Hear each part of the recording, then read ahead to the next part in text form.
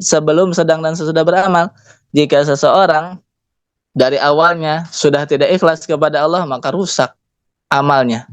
Ada orang yang awalnya niatnya sudah benar lillahi ta'ala, tetapi diantaranya karena memang tidak mendapatkan bimbingan guru, di pertengahan amalnya niatnya berubah. Karena sebab diantaranya itu tadi, hatinya lupa kepada Allah. Jadi ingat Allahnya hanya di awal saja. Di pertengahan dia lupa kepada Allah, sehingga niatnya menjadi berubah. Ada orang yang di awal dia benar, niatnya karena Allah, di tengahnya juga benar karena Allah, tetapi di akhirnya rusak. Mengapa? Itulah diantaranya menceritakan amal yang sudah dilakukan dengan tujuan supaya dipuji oleh orang. Assalamualaikum warahmatullahi wabarakatuh. Waalaikumsalam warahmatullahi wabarakatuh. Alhamdulillahilladzi faddalana ala katsirin min ibadihil mu'minin, wassalatu wassalamu ala sayyidil ghuril muhajjalin sayyidina Muhammadin wa ala alihi wa sahbihi wa ala sayyidil anbiya'i wal mursalin wa ala alihi wa sahbihi ajma'in. Ya Allah ya haqqu ya nur ya mubin awir qulubana binurika innaka ala kulli syai'in qadir, barakati wa karamati wa asrari jami' ahli silsilah Qadiriyatin Naqsyabandiyah Mahad Suryalaya Sirna Rasa PPKN radhiyallahu anhum wa qaddasa sirrahum amin, amma ba'du.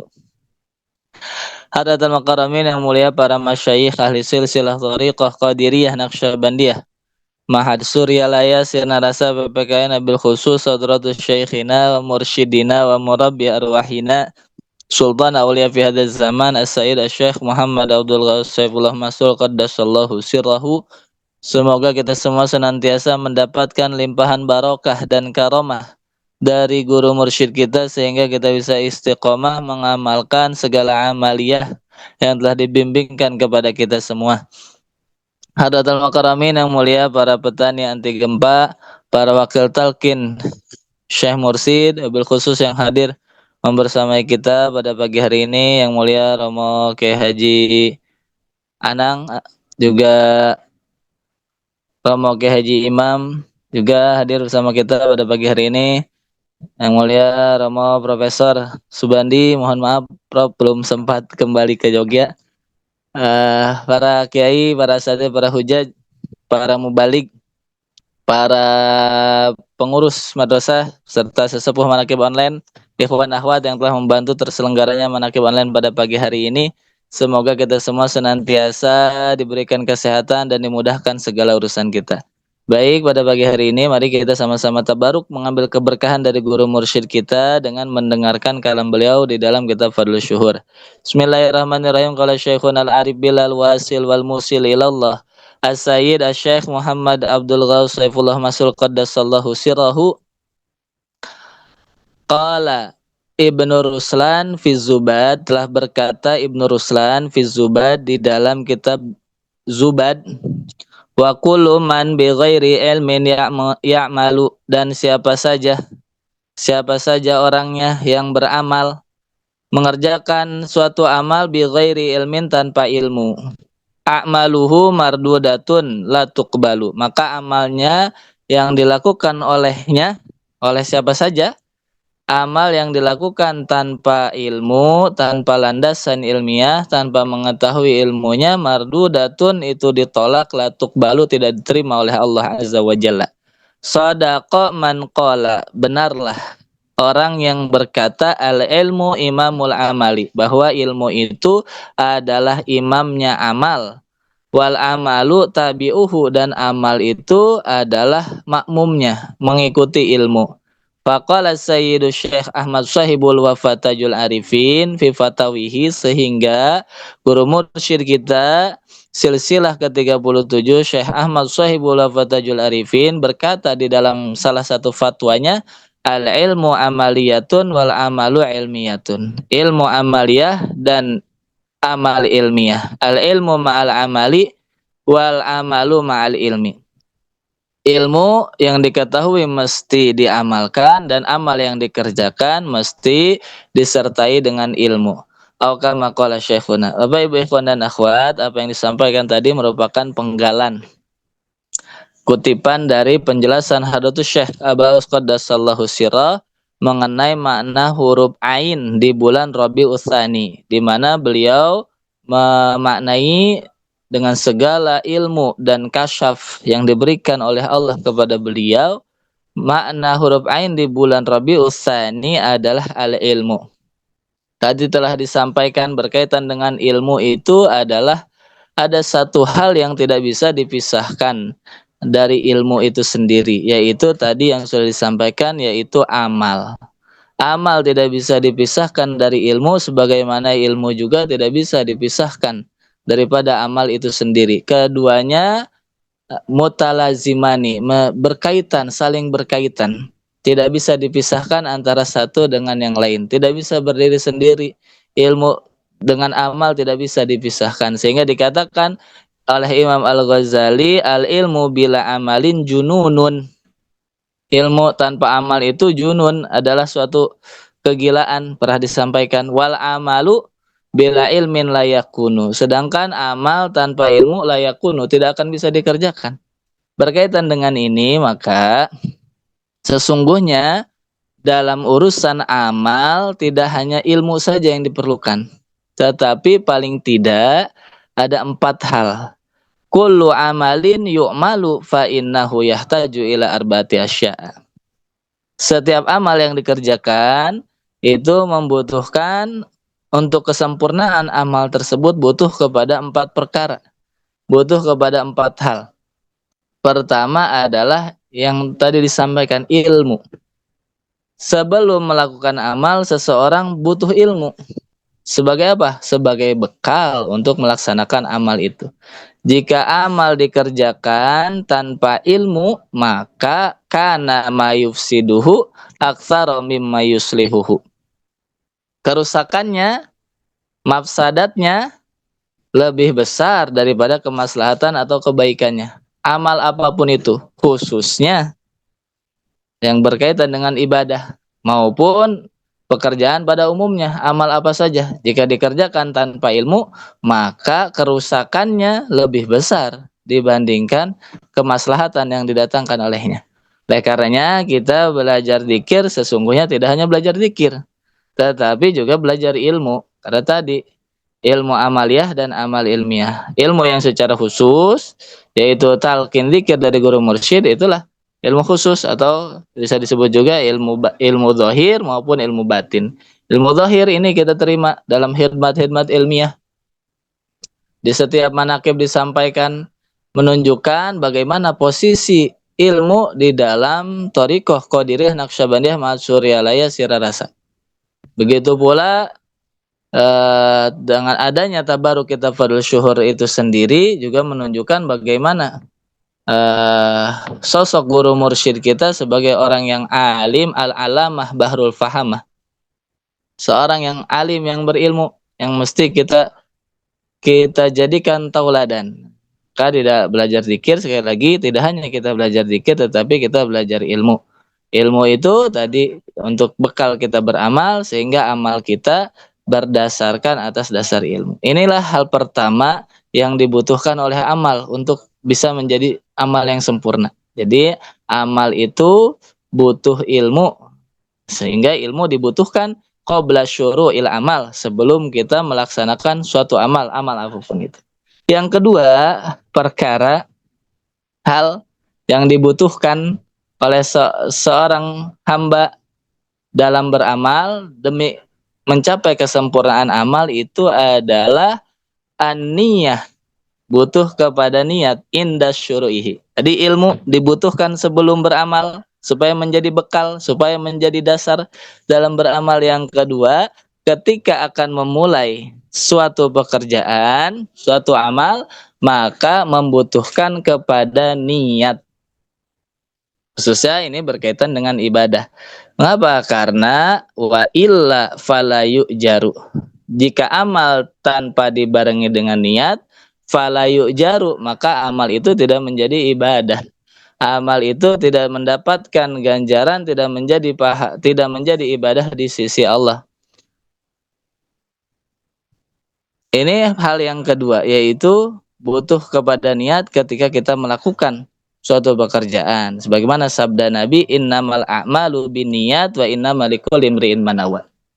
Bahwasanya suatu pekerjaan, suatu amal itu tergantung dengan niatnya. Sehingga di dalam sabda Nabi yang lain, Nabi menjelaskan berapa banyak orang beramal, kam min amalin yatasawwaru min a'malil akhirah. Berapa banyak amal yang terlihat secara lahiriah, terlihat seperti amal akhirat, amal ibadah. Terlihatnya sedang sholat, terlihatnya sedang zikir, terlihatnya sedang melakukan ibadah lahiriah. Tetapi fayasiru min a'mali dunya. Amal itu di hadapan Allah dianggap sebagai amal duniawi. Kenapa? Karena sebab salah niat. Karena sebab niatnya tidak benar. Sebaliknya, wa kamin amalin yatasawwaru min a'mali dunya wa yasiru min a'malil akhirah bihusni niyati.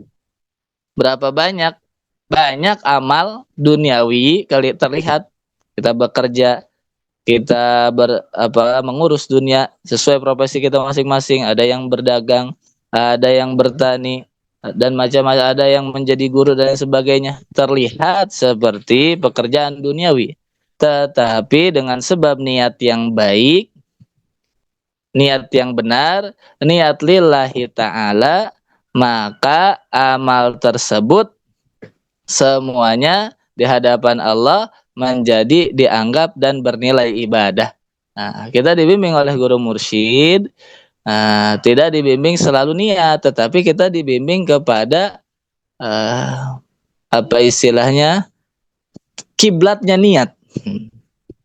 Apa itu kiblatnya niat? Kiblatnya niat itu adalah Allah. Allahu kiblatun niat. Niat apapun itu tidak akan benar kecuali lillahi ta'ala. Lillahi ta'ala itu jika di lisan saja lillahi ta'ala. Tetapi kalau hatinya lupa, walaupun di lisannya, walaupun awalnya mengatakan lillahi ta'ala, tetapi kalau lupa tidak menjadi lillahi ta'ala lagi. Inilah maka ketika kita ingat kepada Allah, maka sesungguhnya semua ibadah, semua pekerjaan yang kita lakukan dalam keadaan ingat kepada Allah, itu menjadi ibadah di sisi Allah. Walaupun kata ulama, amal itu, ibadah itu ada yang namanya ibadah mahdoh, ibadah yang memang murni ibadah, seperti sholat, puasa, zakat, dan lain sebagainya. Ini kata ulama, ini wajib niat. Ibadah yang seperti ini wajib niat. Yang kedua, ada ibadah yang berupa wasilah, seperti wudu. Wudu itu bukan ibadah utama, tetapi ibadah wasilah, ibadah yang menjadi syarat untuk melakukan ibadah yang lain. Di dalam urusan yang kedua ini, ibadah yang model kedua ini, ulama berbeda pendapat. Tetapi kita mazhab Syafi'i mengatakan ibadah wasilah pun tetap wajib niat. Sedangkan di Imam Hambali mengatakan bahwa pada ibadah yang model yang kedua ini, ibadah yang berupa wasilah itu tidak wajib niat. Karena yang utama yang wajib niat adalah ibadah mahdoh itu. Tetapi kita di mazhab Syafi'i mesti niat. Tapi apapun itu, kita dengan zikir yang sudah dibimbingkan oleh guru mursyid tadi, semua ibadah, ibadah yang mahdoh kita niat, tetap niat seperti biasa. Tetapi tidak hanya niat saja. Diingat Allahnya tidak hanya niat saja, ketika niat saja, tetapi setelah niat pun kita tetap menjaga amal kita supaya sempurna dalam keadaan hati yang ingat kepada Allah. Kemudian yang ketiga, perkara yang dibutuhkan untuk kesempurnaan suatu amal adalah ila sabri ba'da syuru'ihi. Sebelum beramal kita butuh ilmu, ketika akan memulai di permulaan amal, kita butuh kepada niat supaya menjadi ibadah. Kemudian setelah masuk ke dalam amal, kita butuh kepada namanya sabar. Sabar dalam melakukan amal.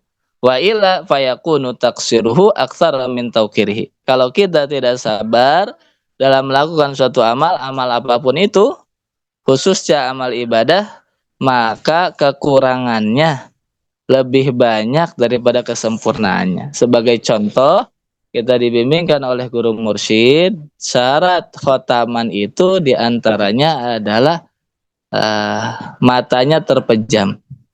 Syarat khotaman diantaranya adalah mata mesti terpejam dari awal sampai dengan ya latif. Mata itu mesti dipejam. Maka kita untuk kesempurnaan khotaman yang kita lakukan, kita mesti sabar memejamkan mata hingga selesai sampai kepada ya latif. Ini adalah contoh bahwa bagaimana sabar itu diperlukan dalam melaksanakan suatu amal. Baik berupa mengerjakan perintah, kita mesti sabar mengerjakan perintah-perintah Allah, maupun dalam hal meninggalkan larangan-larangan. Karena ibadah itu tidak hanya berupa perbuatan, tidak hanya berupa mengerjakan perintah, tetapi mesti diingat ibadah termasuk ibadah juga adalah meninggalkan larangan. Jangan kira kita hanya diberi pahala ketika kita mengerjakan sholat saja. Pada saat yang sama, katakanlah pagi ini kita sedang manakib. Ini perintah Allah. Kita melaksanakan talabul ilmi, kita melaksanakan ittibaul syekh mursyid, kita ittiba kepada guru mursyid. Pada saat yang sama, semenjak tadi hingga detik ini, kita tidak mencuri, kita tidak minum khamar, kita tidak melakukan gibah, kita tidak melakukan namimah, adu domba, dan lain sebagainya. Allah memberikan ganjaran atas perintah yang kita kerjakan maupun larangan Allah yang kita tinggalkan pada detik ini. Inilah rahmat Allah. Jadi mesti sabar ketika melaksanakan perintah dan juga sabar ketika meninggalkan larangan yang dilarang oleh Allah. Yang terakhir, yang keempat, dan yang terpenting, tetapi semuanya juga penting. Hal yang dibutuhkan untuk kesempurnaan amal, wa ilal ikhlasi inda taslimihi ilallahi ta'ala. Amal itu butuh kepada yang namanya ikhlas ketika kita mengerjakan amal tersebut. Nah, jika ilmu dibutuhkan sebelum beramal, niat dibutuhkan ketika akan memulai amal, dan sabar dibutuhkan dalam ketika sudah memulai amal, sedangkan adapun ikhlas dibutuhkan sebelum, ketika, dan sesudah beramal. Bagaimana bisa dikatakan ikhlas itu dibutuhkan sebelum, sedang, dan sesudah beramal? Jika seseorang dari awalnya sudah tidak ikhlas kepada Allah, maka rusak amalnya. Ada orang yang awalnya niatnya sudah benar lillahi ta'ala, tetapi diantaranya karena memang tidak mendapatkan bimbingan guru, di pertengahan amalnya niatnya berubah. Karena sebab diantaranya itu tadi, hatinya lupa kepada Allah. Jadi ingat Allahnya hanya di awal saja. Di pertengahan dia lupa kepada Allah, sehingga niatnya menjadi berubah. Ada orang yang di awal dia benar, niatnya karena Allah, di tengahnya juga benar karena Allah, tetapi di akhirnya rusak. Mengapa?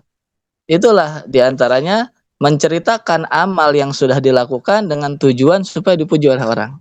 Inilah maka ikhlas itu dibutuhkan sebelum, ketika, dan sesudah beramal. Inilah 4 hal, bukan hanya ilmu yang dibutuhkan untuk kesempurnaan amal.